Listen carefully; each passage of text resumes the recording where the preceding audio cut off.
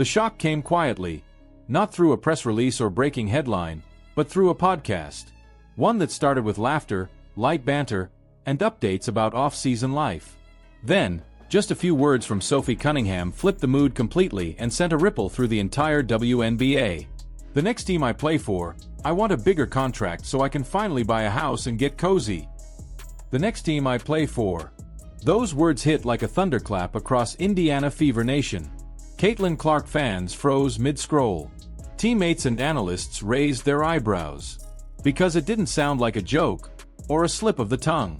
It sounded like someone who already knew her time in Indiana was ending. Sophie Cunningham isn't just another player in the league.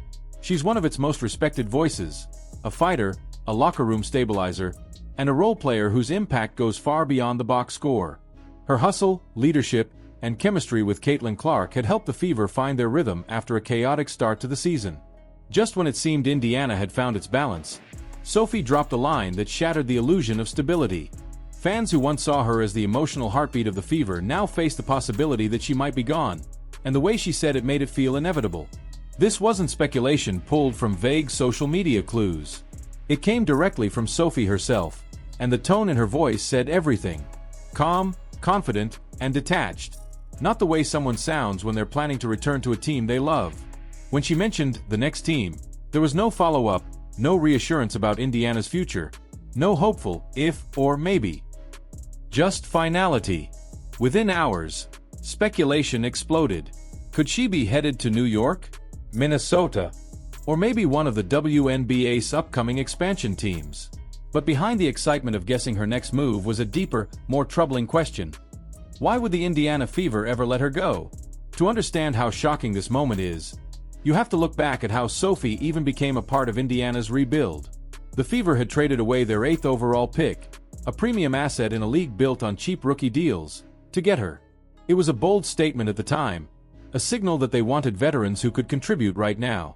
And Sophie delivered. She brought toughness, defense, and the kind of blue-collar intensity that helped steady a young roster learning how to win. She fit perfectly alongside Caitlin Clark and Aaliyah Boston. Unselfish, reliable, and consistent. When Clark's spotlight grew blinding, Sophie was the steady voice that kept things grounded.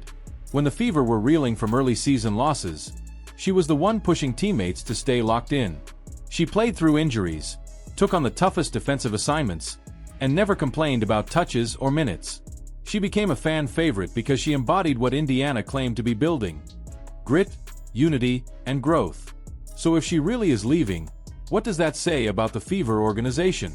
The first red flag is money.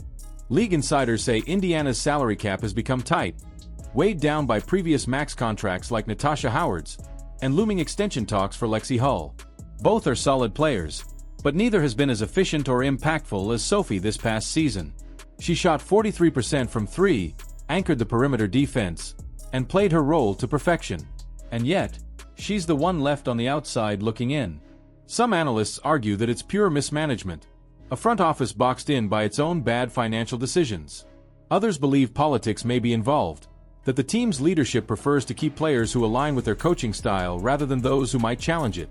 Either way, the message is clear. The Fever are letting go of a player they can't afford to lose. For Caitlin Clark, this is personal.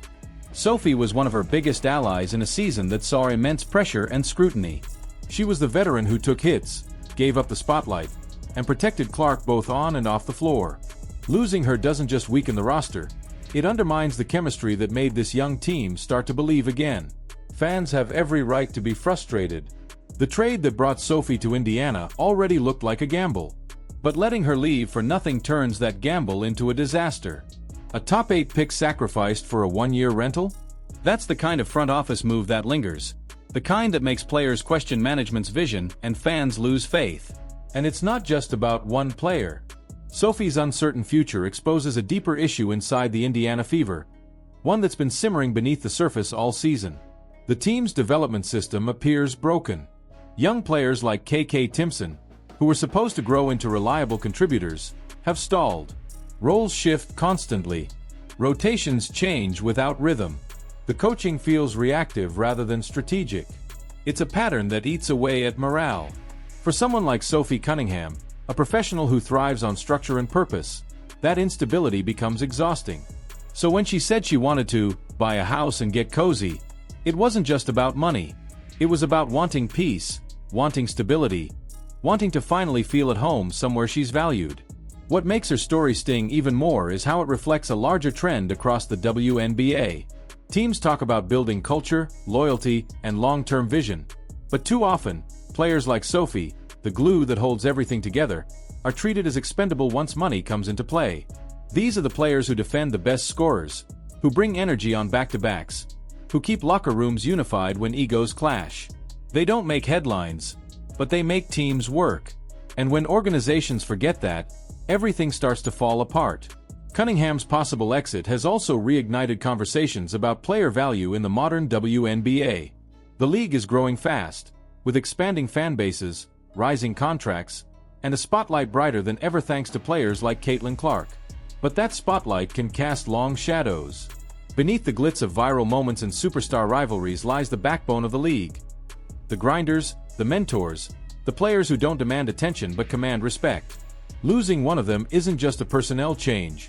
It's a crack in the foundation. The Fever's silence on Sophie's future speaks volumes. No public reassurance, no indication of ongoing talks, not even a symbolic gesture of appreciation. And that silence breeds speculation, the kind that eats away at a locker room's trust. Players talk. They notice who gets paid, who gets praised, and who gets pushed aside. If someone like Sophie Cunningham can give her all and still end up disposable, what message does that send to everyone else? Meanwhile, around the league, other teams are already being linked to her name. The New York Liberty would be an ideal fit. A team that values shooters, spacing, and leadership. Her grit would complement Sabrina Ionescu's finesse and Brianna Stewart's dominance. The only obstacle is cap space.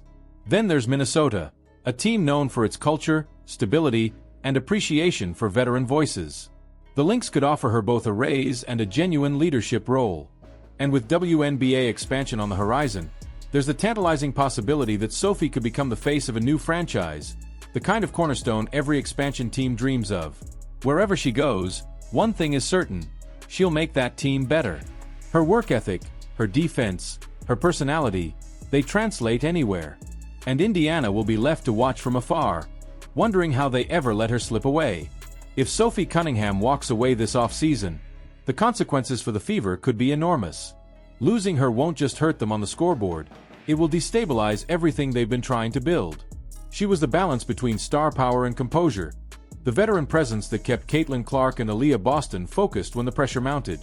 Without that steadying influence, the Fever's chemistry could unravel faster than anyone expects. Because at the end of the day, teams aren't built on talent alone. They're built on trust, on sacrifice, on players like Sophie Cunningham, the ones who make everyone else better. The Fever claimed they were rebuilding culture. But culture isn't a slogan. It's what you protect when the season ends and contracts expire. If Indiana lets Sophie go, it won't just be another off-season roster change. It will be a statement about what the franchise truly values: flash over foundation, short-term savings over long-term strength. And for a young team trying to find its identity, that's the most dangerous message they could send. Because in a league as competitive and emotionally charged as the WNBA, chemistry is everything. Lose it once, and it might never come back. And as Sophie Cunningham quietly prepares for her next chapter, Caitlin Clark and the Indiana Fever are left with one haunting question. When the heart of your team walks away, can you really claim to be building something special? The ad opens in a flash of neon energy. Bright lights. Bold color. A confident smirk. Sophie, draped in striking electric pink, takes command of the screen with a presence that feels less like an athlete doing an endorsement and more like a superstar making a declaration. It's playful but pointed. Her "I'm busy" line dripping with that signature confidence that fans either love or love to hate. Adidas closes it with one simple message: be unapologetic. For many, that tagline summed up everything Sophie had been embodying lately. But to others, especially fans of the Indiana Fever, it felt like something more. A statement. A warning. Maybe even a shot. Social media didn't just react. It exploded. TikTok was flooded with clips dissecting every frame. Commenters debated the hidden meanings behind her tone, her expression, even the timing of the release. Some saw a symbol of empowerment, a woman seizing her moment in a league that rarely lets individuality shine. Others saw shade, a quiet jab at her team, maybe even the league itself. Overnight, Sophie Cunningham, the player who once flew under the radar, became the name on everyone's lips. But this moment didn't appear out of thin air. It was part of a calculated climb that Sophie had been building all season long. Earlier that same week, she'd appeared on Good Morning America, sparking new conversations about her growing fame. She'd signed endorsement deals with Arby's and Ring. She'd become known for her fiery defense of Caitlin Clark, a move that endeared her to some fans and enraged others. Sophie Cunningham had spent months turning every headline, good or bad, into momentum. And when Adidas came knocking, she turned that momentum into a movement. Adidas knew exactly what they were doing. The timing was too perfect to be coincidence. Just days before the ad dropped, Sophie had hinted on her podcast that she wanted a bigger contract, one that could finally let her buy a home. That alone might have gone unnoticed. But then she mentioned other cities. New York, Minneapolis, places that weren't Indiana. The clip set off alarms among Fever fans, sparking panic that their rising star might be looking elsewhere. And then came the Adidas commercial. Electric pink. I'm busy. Be unapologetic. It didn't take a conspiracy theorist to see the dots connecting. Was Sophie sending a message? Was she telling the Fever, and the entire WNBA, that she didn't belong to anyone but herself? Or was Adidas simply capitalizing on her newfound popularity, fanning the flames of controversy for clicks and sales? Whatever the truth, the results spoke for themselves. Sophie Cunningham wasn't just part of the conversation anymore. She was the conversation. Sports media outlets couldn't resist the drama. Analysts broke down the campaign like a political ad, studying its tone and timing. Marketing experts called it brilliant, a masterclass in personal branding. Others accused Sophie of letting fame cloud her loyalty, claiming she'd become more influencer than athlete. But regardless of where you stood, one fact was undeniable. Sophie Cunningham had crossed into mainstream recognition, and she'd done it on her own terms. Behind the scenes, the Indiana Fever front office wasn't as thrilled as Adidas. They'd spent months trying to craft a balanced narrative around their team, centered on the explosive popularity of Caitlin Clark and the unity of their young roster. Sophie's viral moment, however, shifted that spotlight and the power dynamics overnight. Suddenly, fans weren't just talking about Caitlin. They were talking about Sophie. And that was something the franchise hadn't prepared for. The tension inside the organization began to simmer. Sources suggested that management felt blindsided, unsure how to handle a player whose off-court presence had suddenly eclipsed her on-court role. Sophie's comments about her contract only added fuel to the fire. Her market value was climbing fast, and the Fever were facing a financial squeeze. With Clark and Aaliyah Boston likely due for major extensions soon, could Indiana even afford to give Sophie the deal she was now worth? The silence from the team spoke volumes. Fans, on the other hand, were anything but silent. Hashtags like #PaySophie and #KeepCunningham began trending as supporters flooded comment sections demanding the Fever lock her in long-term.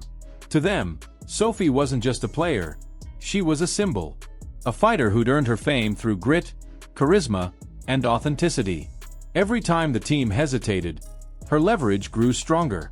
Every day they stayed quiet, her brand got louder.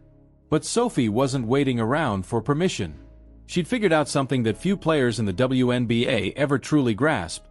Controversy can be currency. While others shied away from public drama, she leaned into it. Her fiery on-court moments, her unapologetic interviews, her viral TikToks, all of it was part of a master plan. She was building a persona that transcended basketball, one that lived online, on television, and now, in every sneaker store carrying that electric pink line. Even her critics couldn't deny her marketing genius. The MAGA Barbie, nickname once used as an insult during her time with the Phoenix Mercury, had been flipped into an ironic